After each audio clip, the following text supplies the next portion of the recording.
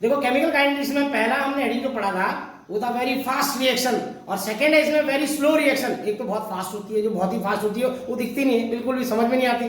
Secondly है very slow reaction, जैसे कि एग्जांपल रस्टिंग ऑफ आयरन, लोहे पे जंग लगना, ये काफी स्लो होता है। मतलब ऐसे नहीं होगा कि कल ही लग गया उसमें जंग, इसमें कई महीने लग जाते हैं, साल लग जाते हैं। और इसका जो ROR होता है, rate of reaction is practically not determined, यानी कि ये नॉट यूजफुल भी नहीं होता। ठीक है, सेकंड समझ गए होंगे आप कि जैसे रस्टिंग ऑफ आयरन होता है, काफी टाइम में लगता है, इसका पता भी नहीं लगता कब हुआ, वेरी स्लो रिएक्शन है, तो इसको भी डिटरमाइन करना टफ होता है।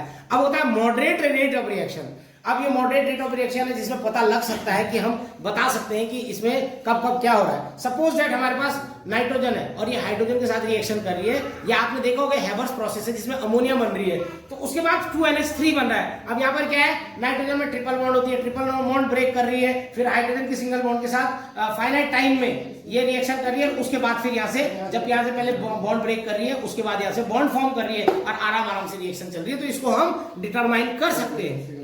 अब जो आता है रेट ऑफ रिएक्शन, जो रेट ऑफ रिएक्शन होता है ये होता है एवरेज रेट ऑफ रिएक्शन या इंस्टेंटेनियस रेट ऑफ रिएक्शन।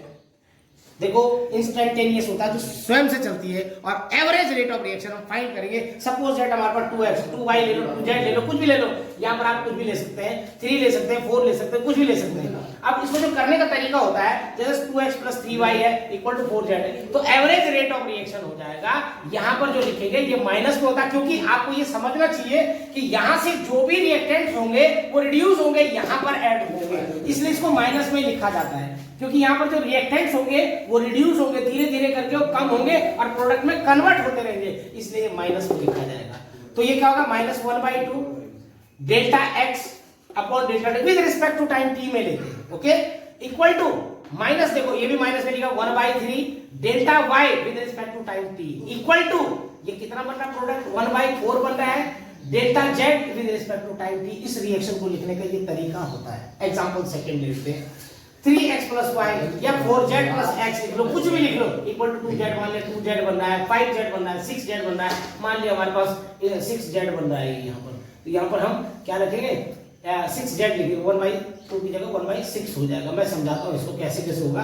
कि suppose that average of rate of reaction, ये देखो 1 - 1/3, मैं बार बार कह रहा हूँ इसको माइनस में लेंगे क्योंकि यहाँ से रिड्यूसिंग ऑर्डर में आएगा, ये धीरे धीरे करके आगे रिड्यूस होगा। हाँ, हालांकि कंप्लीटली रिड्यूस नहीं होता, जीरो कभी नहीं होगा, लेकिन यहाँ से क्या होगा, ये रिड्यूस होगा, आगे प्रोडक्ट में कन्वर्ट होता रहेगा। Delta x with respect to time t equal to -1/1 delta y with respect to time t equal to 1/6, ये प्लस में होगा, प्रोडक्ट हमेशा प्लस, क्योंकि यहाँ से माइनस होकर उधर प्लस हो रहा है ना, इसलिए वो प्लस में होगा, 1/6 delta z upon delta t, ये देखिए डेल्टा z है, ओके, डेल्टा z। अब देखो rate of appearance of z, अब यहाँ पर देखेंगे, अब मैं इसको समझा देता हूँ क्या चीज होती है। अपीयरेंस का मतलब यहाँ अपीयर हो रहा है, पहले नहीं था, पहले हमारे पास रिएक्टेंट्स थे, रिएक्टेंट सपोज अगर हम चाय बना रहे हैं तो चाय पत्ती, चीनी, दूध, पानी, ये चीज है हमारे पास, चाय तो बाद में बनती है ना, तो वो कह रहा है कि rate of appearance of Z, ये प्रोडक्ट है उसका rate of appearance of Z equal to mod लगा देंगे delta Z upon delta T. इसमें मोड लगाने का मतलब होता है उसमें प्लस और माइनस नहीं लगाना पड़ता, मोड लगाने के बाद प्लस या माइनस लगाने की जरूरत नहीं होती। रेट ऑफ डिसअपीयरेंस, अब ये देखो, ये तो अपीयर हो रहे हैं यानी प्रकट हो रहे हैं, और ये डिसअपीयरेंस हो रहे हैं, जो रिएक्टेंट में डिसअपीयरेंस हो रहा है, तो जैसे x का है delta x upon delta t। Chemical kinetics में आगे पढ़ेंगे हम factors on which rate of reaction depend, यानी ROR डिपेंड करता है। नेचर ऑफ रिएक्टेंट्स, नेचर क्या है उनका, physical state of reactants, surface area of reactants, intensity of light, catalyst, temperature, concentration of reactants, यानी नेचर ऑफ रिएक्टेंट्स, आयनिक है या covalent वाला है, क्या चीज है, जैसे NaCl की AgNO, अभी मैं प्रीवियस बता चुका हूँ, NaCl की अगर AgNO3 के साथ रिएक्शन करेंगे तो AgCl का व्हाइट प्रेसिपिटेट बनेगा, और रेट ऑफ रिएक्शन बहुत हाई होती है, NaNO3 भी बनता है इसमें। Covalent reactants N2 3H2 2NH3 ROR उसमें लो होगा, जिसमें पहले बॉन्ड ब्रेक होती है, मैंने प्रीवियसली भी बताया था। अब होमोजीनस रिएक्टेंट्स आता है, तो होमोजीनस रिएक्टेंट्स और हेट्रोजीनस रिएक्टेंट्स आते हैं उसमें, तो होमोजीनस और हेट्रोजीनस रिएक्टेंट्स के बारे में आप जानते ही हैं। और थर्ड आता है ROR, is proportional stability of product is proportional chemical nature, यानी is proportional to 1 stability of reactants, कितना स्टेबल है रिएक्टेंट्स या कितना अनस्टेबल है, ठीक है ना।